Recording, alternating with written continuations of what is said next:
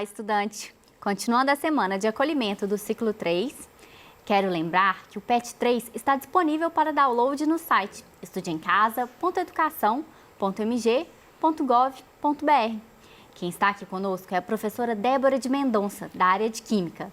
E nessa aula nós vamos retomar o tema reações químicas, que foi necessário para que os alunos pudessem resolver os exercícios do Enem. Não é isso, professora? Exatamente, Bruna.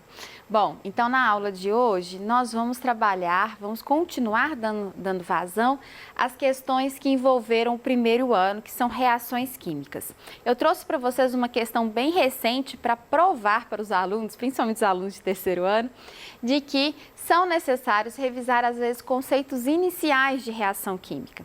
Nós trabalhamos depois do segundo, no próprio terceiro, as equações químicas vão ficando cada vez mais complexas e, às vezes, nós deixamos para trás alguns conceitos iniciais que é muito importante. Então, para você, aluno do terceiro ano, que está acompanhando essas aulas do Enem, é importante que você reveja as aulas do primeiro e da segunda semana e também, se possível, rever as aulas do primeiro ano, porque lá eu vou trabalhar a parte conceitual sobre reação química, sobre as leis ponderais e é extremamente importante para você fazer uma boa prova, ok? Então, inicialmente eu trouxe uma questão mais recente sobre isso e depois duas questões um pouco mais antigas para podermos aplicar melhor os conhecimentos que trabalhamos, tá bom? Essa primeira questão, então, ela começa da seguinte maneira. Ela foi aplicada no Enem de 2017. Então, a bauxita, é composta por cerca de 50% de óxido de alumínio. É o mais importante minério de alumínio. As seguintes etapas são necessárias para a obtenção desse alumínio metálico. Então, a primeira etapa fala sobre a dissolução do óxido de alumínio. É realizada em uma solução de hidróxido de sódio a 175 graus Celsius. Levando então à formação de uma nova substância, que é o NaAlOH4, aquoso. Bom, depois acontece o resfriamento da parte solúvel e então acontece a precipitação então, do hidróxido de alumínio. Quando o hidróxido de alumínio é aquecido a 1050 graus Celsius, ele se decompõe novamente em óxido de alumínio e água. O óxido de alumínio é transferido para uma cuba eletrolítica e fundido em alta temperatura com o auxílio de um fundente. Através da passagem de corrente elétrica entre os eletrodos da cuba eletrolítica, obtém-se o alumínio, reduzindo então no cátodo. Então, até aqui nós vimos toda a sequência, do processo de extração do alumínio metálico, do minério, até a sua forma metálica, ok? E aí vem a pergunta, nas etapas 1, 3 e 5, refere-se respectivamente aos fenômenos e aí nós temos as alternativas. Então, o que a questão trabalha? A questão está trabalhando justamente o que é um fenômeno físico, o que é um fenômeno químico, porém ele não te dá equações químicas. Então, você não tem ali um formato de equação ou até mesmo a descrição muito detalhada de um processo. Então, nós vamos trabalhar essas definições através de palavras que estão ali nos processos de extração. Então, vamos voltar aqui, vamos começar no primeiro, ok? Então, vamos lá. No primeiro, ele está falando o seguinte, a dissolução, do óxido de alumínio. Então, dissolução seria uma palavra-chave. Aí, qual que é o outro elemento que nós precisamos prestar bastante atenção? Observe que quando ele é misturado, numa solução de hidróxido, ele acontece uma reação química, porque é a formação da espécie tal. Então, quando ele fala da formação de uma nova espécie, então eu estou me referindo ao quê? A uma reação química. Porque eu estou ali mudando as propriedades, mudando ali, recombinando esses elementos de forma que há uma nova substância com novas propriedades. Então, na 1 se refere a uma reação química. Vamos olhar a 3. Na 3, ele pega o hidróxido de alumínio, que é formado na etapa 2, ele é aquecido e se decompõe. Então, olha só, outra palavrinha importante. Decomposição.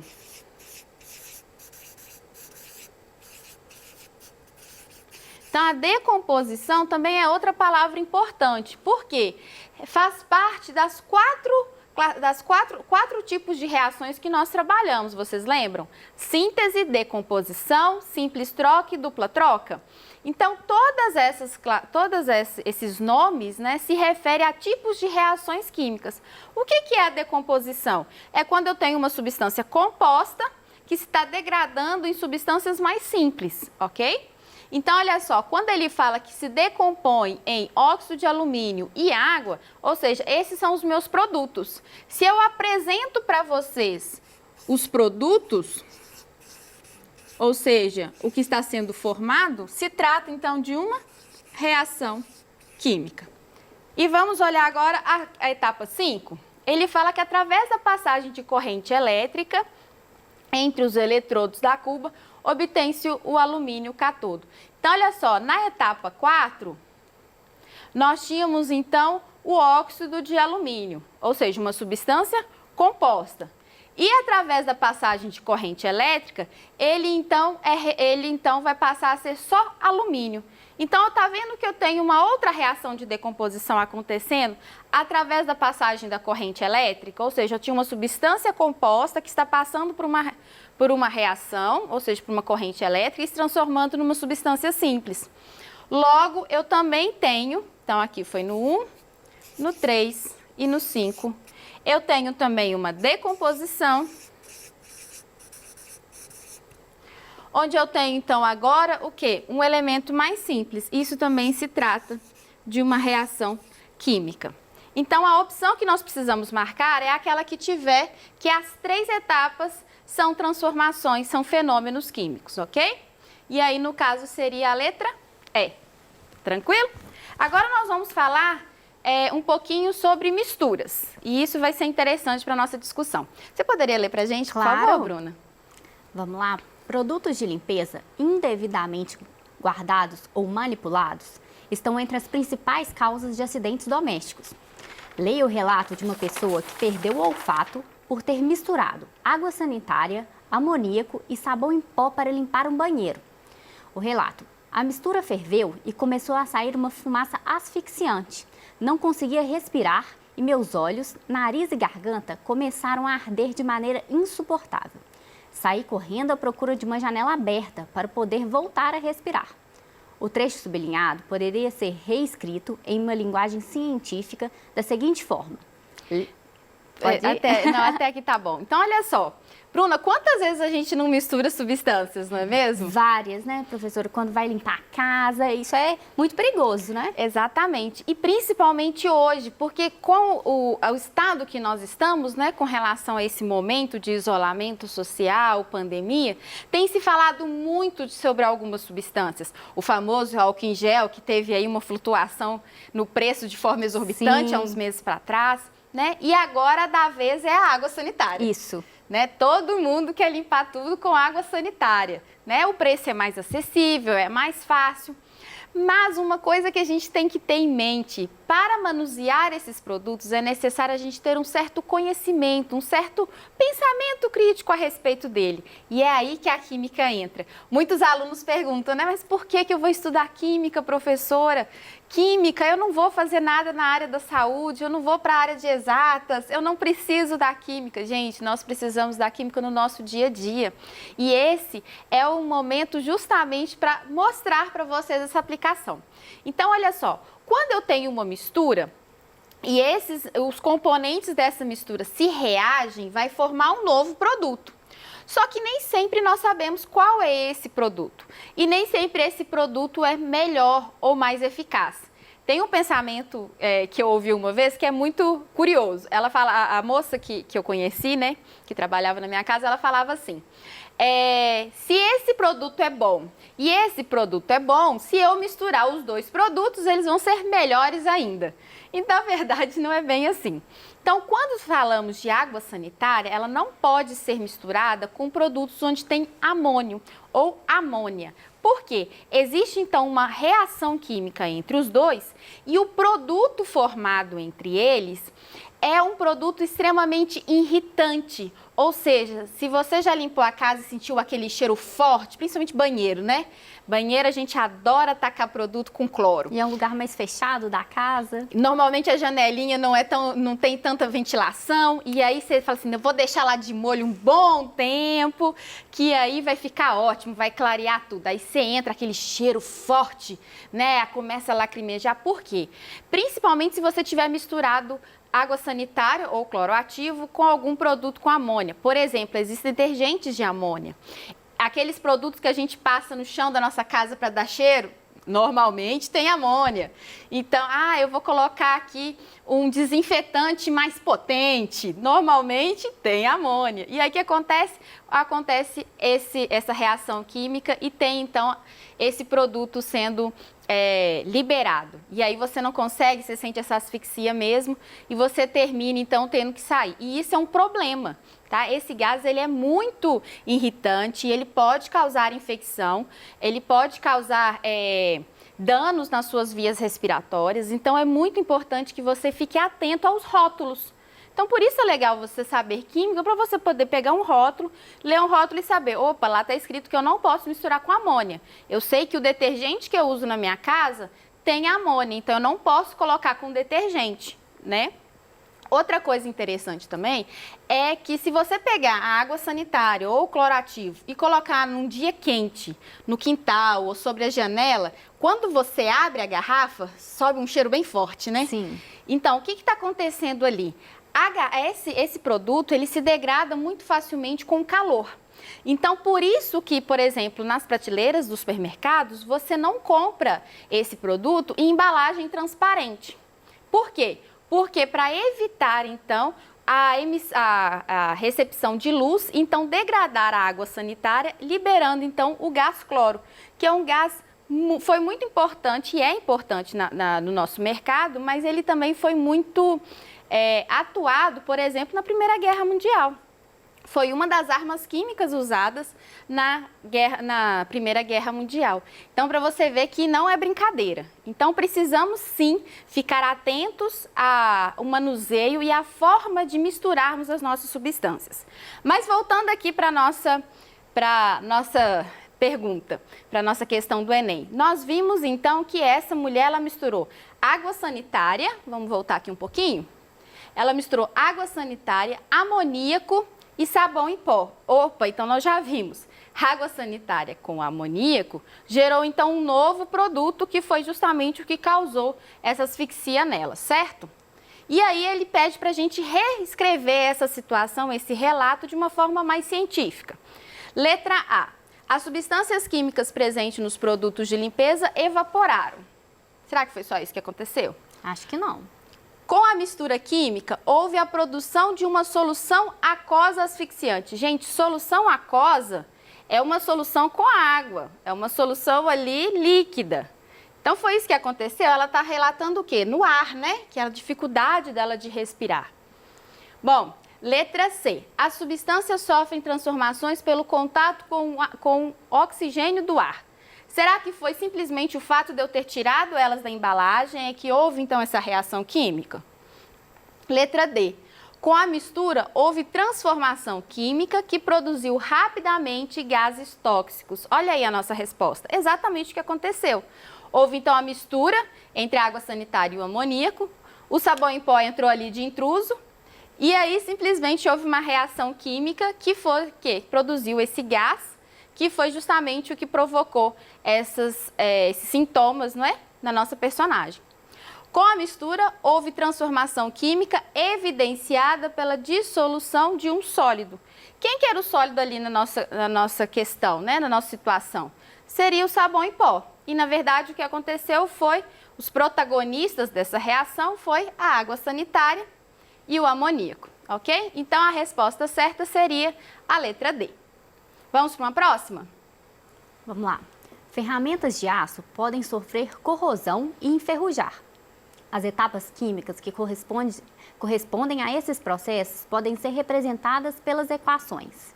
Então, olha só, gente, nas duas primeiras questões que nós trabalhamos, nós estávamos trabalhando justamente com palavras, com falas que estavam evidenciando as transformações químicas, a presença de uma transformação química.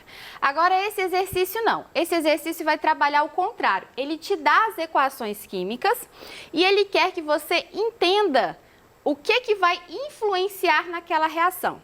E a reação é uma reação bem conhecida, que é a da ferrugem, né? Nós falamos isso numa aula anterior, que é justamente o quê? Esse momento que eu tenho o ferro, né, em contato com algumas substâncias que vai se transformar naquele pozinho, naquela substância ali que é um pouco, às vezes, até irritante se você mora muito próximo de uma água, de um rio. Então, e você tem alguma estrutura metálica, você tem que estar sempre ali limpando, né? Então, na verdade, ele vai trazer justamente esses conceitos para a gente. Então, vamos tentar entender essas equações químicas. Então, olha só, o ferro metálico, ele vai reagir com a água e vai reagir com o oxigênio, formando o hidróxido de ferro. Depois, o hidróxido de ferro vai reagir novamente com a água, reagir novamente com o oxigênio, formando um segundo tipo de hidróxido de ferro, ok? No de cima é ferro OH2 e no de baixo é o ferro OH3, ok? E esse hidróxido de ferro, ele vai reagir novamente com a água e vai se transformar então na ferrugem, ok? Então, olha só, o que está presente ali nas três reações? Então, nós temos a presença da água nas três reações, certo? Então, o que nós precisamos fazer para evitar a ferrugem? Evitar esse contato com essas substâncias para evitar a formação do produto, certo? Pode ler para a gente, por favor, Claro. Bruna?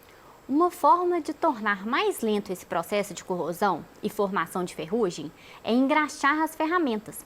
Isso se justifica porque a graxa proporciona. Aí nós temos as alternativas de A, E. Exatamente. Então, olha só, o que a graxa vai fazer?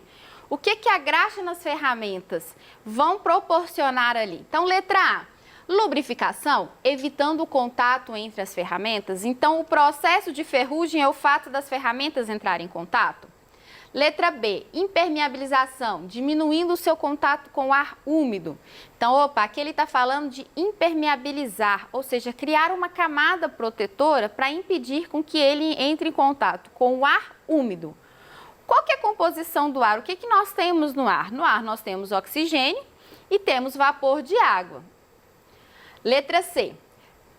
Isolamento térmico, protegendo-as do calor ambiente. Então, a graxa ali na letra C está falando que seria para isolar termicamente. E dessa forma, ela iria proteger, né, contra a ferrugem. Bom, nós não vimos calor nas equações, né? Galvanização, criando superfícies metálicas imunes. Então, o processo de galvanização não é por graxa, gente. Mas aqui ele está falando que a galvanização seria justamente esse momento de passar a graxa. E o polimento, evitando rachaduras nas superfícies. Então, na verdade, o que a graxa faz é justamente impermeabilizar, ou seja, é fazer com que esse metal não entre em contato com o vapor de água que está na atmosfera e nem com o oxigênio. Então, vamos voltar aqui rapidamente nas equações. Como que você, estudante, como que você, um pré-vestibular ou algum concurso que você for fazer, você possa observar isso. Observe quais são os reagentes. Observe aquilo que se repete. Se está acontecendo as três reações ao mesmo tempo, ou seja, à medida que um produto é formado, ele continua reagindo com o que está ali em contato, que no caso seria a água e o oxigênio, então é necessário que tenha água e oxigênio para que as três reações continuem acontecendo. Então, o que você precisa entender? Para impedir que esse último produto, que a ferrugem, aconteça, eu preciso eliminar algum desses reagentes, ou impedir a formação de algum desses produtos para que o processo continue, ok? E no caso, seria impedir que o ferro fique em contato com o oxigênio e a água. E aí, no caso, o exercício traz isso através da impermeabilização pela graxa, ok? No mais, gente, eu quero agradecer a todos por essa aula. Eu quero agradecer por esse momento que tivemos juntos, não é? Nesse ciclo 2 e preparar vocês para o ciclo 3, ok? Então, nós vamos continuar o nosso processo de aula. Caso tenha ficado alguma dúvida ainda sobre esse conteúdo, mande as suas dúvidas, ok, para os nossos canais de atendimento, para então sanarmos no Tira Dúvidas. No mais, um grande abraço virtual a todos, um beijo a todos e até mais!